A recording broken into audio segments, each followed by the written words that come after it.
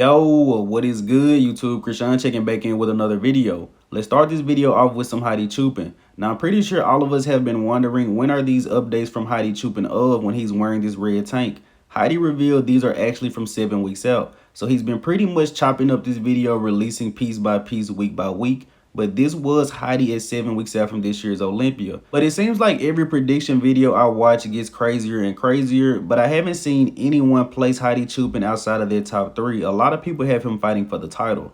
Now switching over to Andrew Jack, we don't have any physique updates, so we're just going to talk over training footage. Where do you guys see Andrew placing at this year's Olympia? Can he be in the top 10? Can he be in the top 6? Andrew has been keeping it very quiet. I don't think he's put out any updates since the Arnold Classic UK. But this guy is definitely working. And on a recent podcast with Flex Lewis, he said he's still sitting around the 290-pound mark. But if Andrew is able to replicate or even improve on that Texas Pro package, he will be a serious threat. Now switching over to Samson Dauda, this is a recent update from him. As I was saying earlier in this video, I've been hearing some crazy predictions lately. Some people don't even have Samson Dauda placing within the top 10. Is there something I'm missing because I just don't see that? And I actually will be moving my Olympia predictions up to the end of this week. Hope you guys are looking forward to that. But in my personal opinion, I'll tell you guys right now, I don't see a scenario where Hunter Labrada places ahead of Samson Dauda. You guys can dislike the video, you can call me crazy. I just don't see that happening unless Samson really drops the ball or Hunter Labrada comes in with Hadi Choopan level of conditioning. Now switching over to Rafa Brandão, this is a recent update from him. And I think Rafael is someone that's also getting overlooked.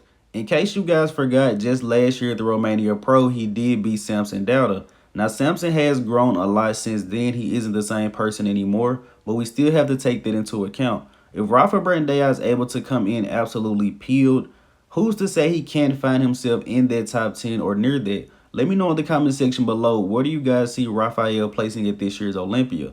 Now, I know I am a little bit late on this, but Good Vito did earn his pro card. And just to think, last year we were saying, what if Vito, Crizzo, and Andrew Jack came over here to compete with the big boys? And just a year later, all 3 of those guys are pros. 2 of them are headed to the Mr. Olympia. And the only real critique I have for Good Vito, actually very similar to Crizzo, doesn't have much ab separation, could be genetic, but he should train the abs a little bit harder. Also, Vito needs to work on his posing. But I'm excited to see this guy in the future. Now switching over to Justin Rodriguez, we have some recent updates from him. Justin was 8th at last year's Olympia. I don't think anyone has Justin maintaining his spot in the top 10. And there's not a knock against Justin. A lot of people don't have Ian Valliere placing in the top 10 either. That just shows how deep this lineup truly is. But some people probably don't even have Justin Rodriguez placing. Watch out for this guy. He has been in that top 10. He is a veteran. Now switching over to Hassan Mostafa, we have a recent update from him. Let me know in the comment section below you guys' first impression on this update of Hassan. In all honesty, Hassan looks to be significantly downsized in my personal opinion.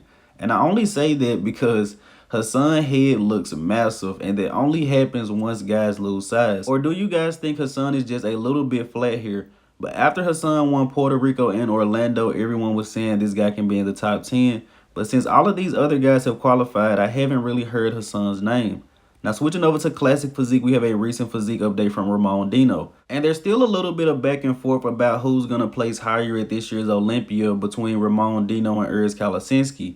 But Ramon Dino placed ahead of Urs at this year's Arnold Classic. So going into this year's Olympia, Ramon is looking at Terrence Ruffin. You know, he's looking at Chris Bumstead. He's beat Breon Ainsley. He's beat Urs Kalasinski. Now, both of those guys did place ahead of him at last year's Olympia, but this is a completely different Ramon. Now, switching over to another Brazilian Classic Physique athlete, this update is courtesy of Brazil Bodybuilding News on Instagram. Recent updates from Gabriel Zancanelli. Now, Zancanelli was at last year's Olympia. I believe he was only 23 in his first Olympia, was unable to place just due to how stacked the competition was. But this guy has made some serious improvements since last year. I would love to say he can be in the top 10. He could be around that area. Classic Physique has about 60 guys qualified. Best of luck to Gabriel Zancanelli. Now switching over to 212, we have a small update from Keone Pearson. And I remember going into last year's Olympia, everyone had Keone Pearson either winning the show in the top 3 or the top 5. But going into this year's Olympia, I haven't heard much hype around Keone. And that's probably because he has missed his conditioning in the past. But working with Patrick Tour, being around Seth Feroce and Axon Sledge, I think Keone is going to bring his best package to this year's Olympia. I don't think anything physical was wrong with Keone. I just think he needed to work on his mental, which he has done. Now switching over to Eduardo Correa. This guy is looking incredible ahead of this year's 212 Olympia. And we all know he's going to bring the muscle maturity. He's going to bring that crazy conditioning. Sean Roden actually nicknamed him Super Sliced. But do you guys think it's possible for Eduardo to place within their top 10? We want everyone to come in shape to the Mr. Olympia, but we know sometimes guys come in off, but Eduardo is pretty consistent. Now switching over to men's physique, we don't really discuss this over here on the channel, but I am a huge fan of this division. This is our current champ, Brandon Hendrickson, who will be going for his 4th title this year. A lot of people think Jay Cutler is the only guy to win the title, lose the title, and win it back. But Brandon Hendrickson did just that when he lost the title to Raymond Edmonds, came back and won it the next year. I know it's men's physique, guys, but it still counts. I'm very excited for this division at the Olympia.